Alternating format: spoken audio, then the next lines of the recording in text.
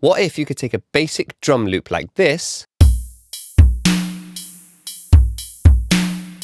and using the power of Loopy 2.0's MIDI features and an amazing app called Looperator, at a touch of a button, you could change your pattern without re-recording into this, or maybe this, or maybe even something like this. Okay, so let me tell you why I'm here, why I'm looking at Looperator, and why you would even want to mess with your drum patterns. Well, basically, a little while ago, I bought the Nord Drum 3P, which I've done a video on my channel, and I think it's a really cool sounding drum synth that I'm using in Loopy Pro, and I'm trying to fight this combination of keeping things as live as I can, but I don't want to bore people by looping endlessly and building the same song for multiple minutes. So I want to be able to play in a drum pattern live, but quite often when you move from, say, a verse to a chorus, you'd want that pattern to change if you want to bring in some life, make it emulate a real drummer, so to speak.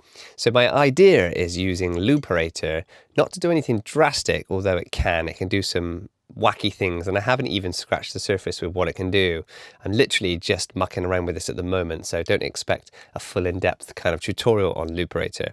But my idea is I can use MIDI from Loopy to trigger different arrangements in Looperator for certain song sections. For example, we've got our drum loop from earlier. Let's quickly record a bass line.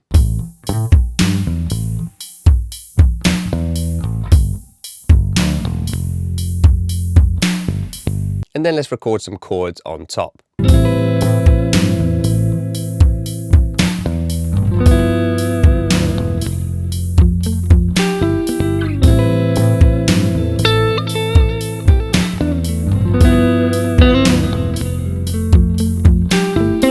Now we've got a nice loop going on. Let's have a quick listen.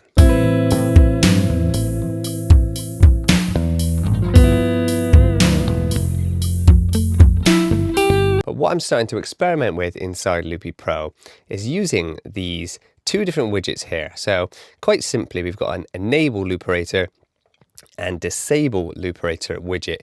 Now you can configure this in lots of ways. I'm just doing this for a demonstration and I'm just testing it at the moment. But in the canvas editor, I've created two buttons. So the enable Looperator is quite simply when you press it, it's going to turn on Looperator, which is on my drum channel, and then disable is going to disable the Looperator. So nice and simple.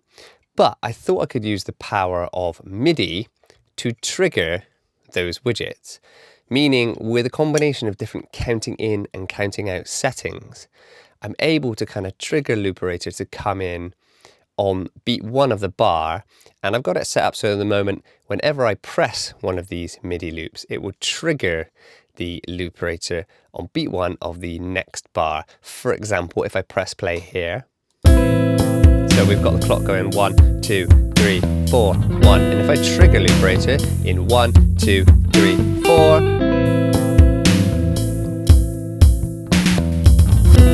it's changed that pattern now. If I want to go back, 3, 4, Looperator off. And just using this random Looperator patch that I've got going at the moment, let me kind of explain my idea. Again, this isn't fully baked yet, but I'm sort of working on it and I think it could be quite cool. So let's say I'm playing a verse, I haven't got this guitar loop turned on, it's relatively chilled and I'm singing some kind of verse lyrics. Who knows?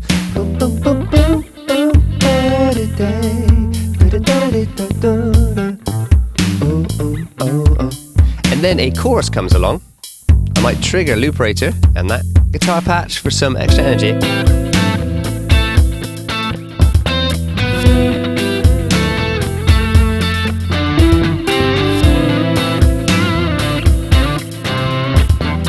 When I want to go back to the next verse, I can trigger it. Here we go.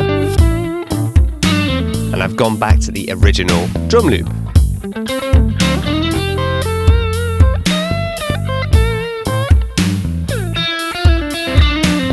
It's chorus time. Let's bring the guitar loop back in and trigger Looperator.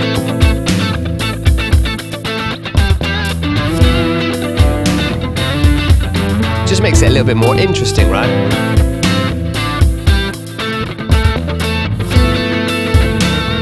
Back to the first drum loop.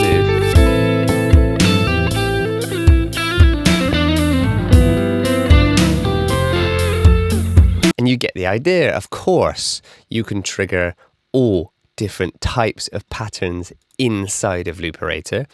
I've only just started playing with Looperator, so I can't speak to be good at using this program yet at all. But it looks like you can have a bunch of these different presets here, and they do all sorts of different things, like slice the original loop up. You can mess with different effects that come in and out, glitch things. You can speed up segments of your loop, loop it back, all kinds of stuff. So I'll just give you a quick play of a few options. Have to turn Looperator on. So just even that is kind of interesting. Normal loop and then just a bit of re-timing here. That's kind of cool. I like that already.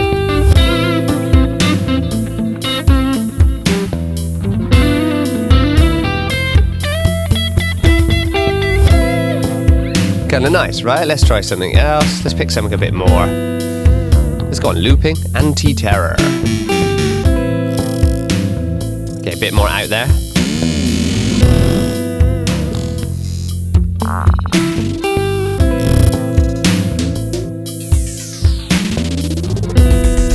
So this is pretty crazy.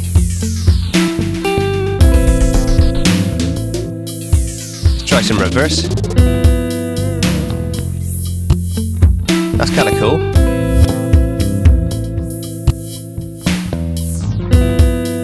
So if you want to get a bit crazier, you can have kind of the basic loop. And then we can trigger this Looperator patch. Go back again.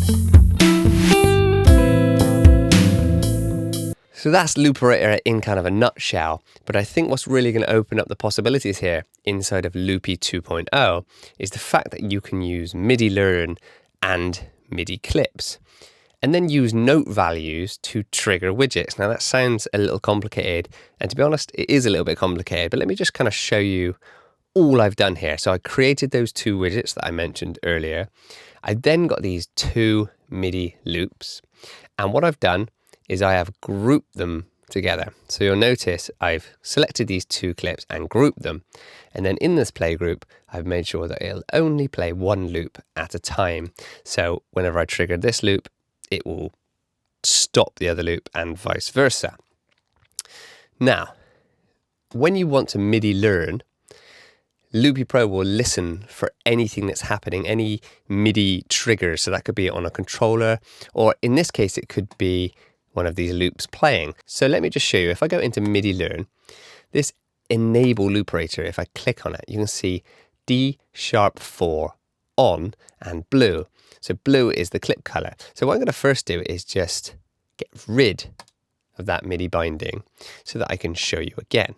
Now, this isn't going to work unless I am playing that MIDI clip. So let's turn that MIDI clip on. Let's press play. And then I'm going to go into MIDI learn and I will show you. So it's playing now. Let's go into MIDI learn. Let's click on enable Looperator and it's listening, and you'll see it has picked up D#4 on. Let's close. So now, anytime that D#4 from this blue clip is played, is going to trigger this enable Looperator. And I've just done the reverse. If I quickly show you, on disable Looperator is C#4 on, which is from this clip here. So two separate MIDI notes. And it just means now if I press play, you'll see. So at the moment, Looperator is on. If we hit C#, Looperator is off. Hit D#, and it's on. And the really cool thing there is it waits perfectly for one bar to come back in. If I wanted to wait 2 bars, then I could change my count in settings. I could change my count out settings. So really quite flexible. This is still quite early days with what I'm going to do with this. But I just love the idea of quickly recording a drum pattern in using my drum pad, and then taking advantage of Looperator and MIDI events just to mangle that beat a little bit and add interest. Keeps the song going, keeps it interesting, but I don't have to go wait to everybody whilst I try and hash out another average drum beat for the next section. It means all I got to do is focus on one nice tight first loop and then use Looperator to add some cool interest. And you know, that's just the basics here. It could do so much more. So hopefully that opens up some ideas for you of what might be possible. This could be the same if you've just got a pre-recorded drum loop, or if you want to start messing with some of your guitar stuff, maybe re-looping it. You know, some of the guys out there are incredible at this. I'm just getting used to it and getting used to the idea. But anyway, have a little play around, see how you get on. Let me know in the comments if you think this is a good idea, if you've done something similar, and I'll see you in the next video. Take care. Thanks so much. Let's jam!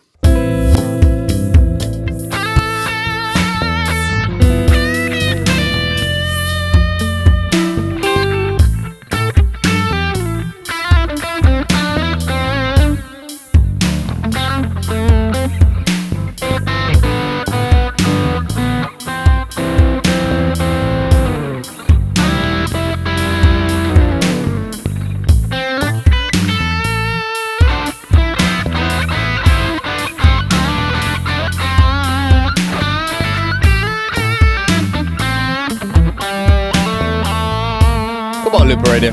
Oh, 1, 2, 3, 4.